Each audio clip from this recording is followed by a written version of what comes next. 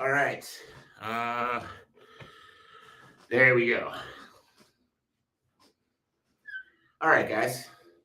So we're gonna get into the podcast. Before we do, though, check out this fucking hoodie. This is the most comfortable thing I have ever put on my body. If you like the looks of it, you should go check out Amarok Aesthetics on Instagram. My guy Cole Lewis da Silva runs it, and it is honestly the best hoodie I have ever put on my body. So I highly recommend it. This is not an affiliation or a sponsorship in any way, shape, or form. It is just fucking awesome. So go check out Amarok Aesthetics on Instagram, or check out Cole Lewis da Silva directly, and you'd be able to find all of the gear. But yeah, just fantastic hoodie. Anyways, podcast time. So, guys, today we're talking about how champions don't play it safe. But before we get into it, the last little thing I want to touch on is if you have not yet joined the 8-week Champions Collective program that is going to be launching January 1st, which is a Monday, make sure to shoot me a DM me fight. I will get back to you with all the information so we can get you into the program. We've already had a few spots get taken up. We've got 20 spots in total, I think about 15 left. But we are still a ways out, so make sure you get your spots. Early bird pricing is available until the end of this week. And then the rates are going to be going up. So make sure that you get into my DMs, ask about the Champions Collective program if you are looking to work with me, looking to get a fantastic deal to work with me. DM me fight. We'll get you all the information on that Champions Collective program. Now, champions, do not play it safe. We're going to get talking about this, and we're going to go in 3, 2, 1. Welcome, everybody, to another episode of the Elite Development Podcast, the #1 show for athletes looking to gain an edge on their opponents and build their dream careers in sport. I'm your host, Kenny Dussault, and today we're talking about how champions don't play it safe. Now, guys, why am I talking about this? See, over the weekend, I've talked about it on the last couple of episodes. I went to an event in Kelowna, British Columbia, where we stayed at a mansion. Honestly, saying the word mansion is even doing this place a disservice. It was enormous. It was crazy. It was like nothing I've ever seen before. But during this event, we were asked a lot of questions about, it was a business event. So I was there with a lot of other coaches, not necessarily in the exact same niche as me, but a lot of other coaches to learn how to better run our businesses, learn how to better speak to our people, all of those kind of very important things when it comes to running a good business. Now, at this event, one of the questions that I got asked was, when it comes to combat athletes, my niche, the people that I work with, what sets the champions apart? Like, what creates the people that reach the top versus the ones who fall off earlier? And honestly, there were a number of things that came to mind. And, one major one being discipline. I see a lot of athletes that train hard, but then, as things get busy, they start to fall off. Or they train hard, but their nutrition is dog shit. There's a lot of different areas of discipline that are massively helpful in being able to build a successful career as an athlete. And, there are a lot of other traits as well that started to come to mind. But one of the biggest ones was champions are willing to take a risk. Champions are willing to take a risk. And there's a few different things I mean when I say that. So every single day, I have conversations with athletes on here, online, and I have them ask me a lot of different questions that show me someone who's not willing to take a risk. And what I mean when I say that, number one, an athlete will ask me something like, how do I best work my strength and conditioning without access to a gym? And when I ask, why don't you want to go to a gym? They said, well, I can't afford it. And instead of figuring out how they can put themselves in a position to afford to be able to go to a gym, they're asking, how do I do it without this very important resource? Or, other athletes will ask me, I want to be a champion in the UFC, but there's no MMA gym in my city. What do I do? It's like, what you do is move. And that's a hard thing to come to grips with. That's a hard thing to hear. But if there's no gym in your city, and you're trying to do something that requires being in the gym, you have to move. That's plain and simple. And that's a difficult thing to wrap your head around, because that's a difficult thing to do. And it's the same thing as when I started coaching, there were no jobs in my city. No gym was hiring. And so Instead of sitting around and being like, oh, life sucks. I can't get a job doing what I love. I can't get work in my industry. I fucking moved across the country to find a job in the industry that I wanted to be in. That was a difficult thing to do. And like for months beforehand, I was nervous, scared, anxious, all of those fun emotions. But it was the best thing I ever did, because not only did I learn a lot at that job led me to understand that at heart, I wanted to do things for myself. And then I ended up going off doing things for myself. And honestly, even today, I'm doing things that I couldn't have imagined possible just 5 years ago. And so I was willing to take the risk, and it paid off. And so for all those athletes that say they have big dreams of making it to the UFC, say they have big dreams of winning world championships, they want to do this, they want to do that, the one thing that I need you to understand is you need to be willing to take the risk. You need to be willing to move to that different city so that you can be around a better gym. You need to be willing to, put yourself out there and go find a different job so that you can afford all the resources that you need in order to put yourself in the best position to succeed. You need to be willing to invest money into your future. And that's one big one that I want to talk about, because this is something that I get pushback on every time I talk about, but could not be more important.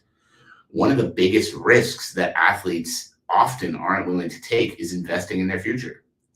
And that is things like hiring coaches. That is things like, buying certain equipment or training gear that they need. That is working with strength coaches, nutritionists, doing private sessions with their coaches, all of these other different things. And usually when athletes are reluctant to go above and beyond and make those moves, it's because the results are uncertain. Like, you can dump all that money into your potential, into your future, etc., and it can still not work out for you. Not every athlete is guaranteed anything. And that's a scary thing to come to grips with again. But the difference is the ones who are willing to take the risk and the ones who are willing to bet on themselves are going to get better results every single time. And every time you hear an athlete's story of, how they came up, there's always risk taking involved. There's always things that they did that others wouldn't be willing to do that led to them seeing the success they wanted. One of my favorite examples of this is Sean O'Malley. If you look back in his story, before he got to the UFC, before he became, as famous as he is, he moved, I believe he was 17 years old, and he moved to Phoenix to join the MMA lab with Tim Welch, because he wanted to turn MMA into his career, and where he was before wasn't fostering that the same way.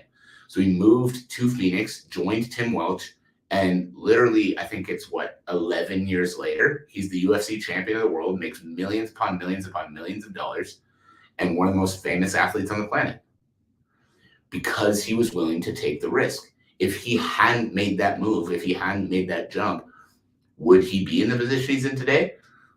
Probably not. Like, I'm not going to sit here and say definitely not, but because he's that kind of guy, because he's willing to, uproot his whole life and go and do that thing, he's become one of the most famous athletes on the planet and one of the richest athletes on the planet.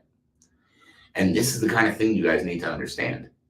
These risks, these difficult things, putting yourself in those massively uncomfortable situations, that is what's going to lead to seeing the success that you're after. If you keep just showing up to the gym and going through the motions, are you going to improve? For sure. Is it going to lead to the same level of success that you hope to see? I'm not going to say no, but there are going to be a lot of other people out there that are willing to put more into their careers than you are. And if they're willing to put more into it than you are, why would they not get more out of it than you do? You know what I'm saying? So risk-taking. Risk-taking is one of the most important things. And the other reason too, guys, why is taking a risk so important? Why is making these moves so important? Honestly, from my own experience, making the move across the country to find a job actually in my field and then going off on my own. And again, like I mentioned, now doing things just 5 or 6 years later that I couldn't have even imagined possible.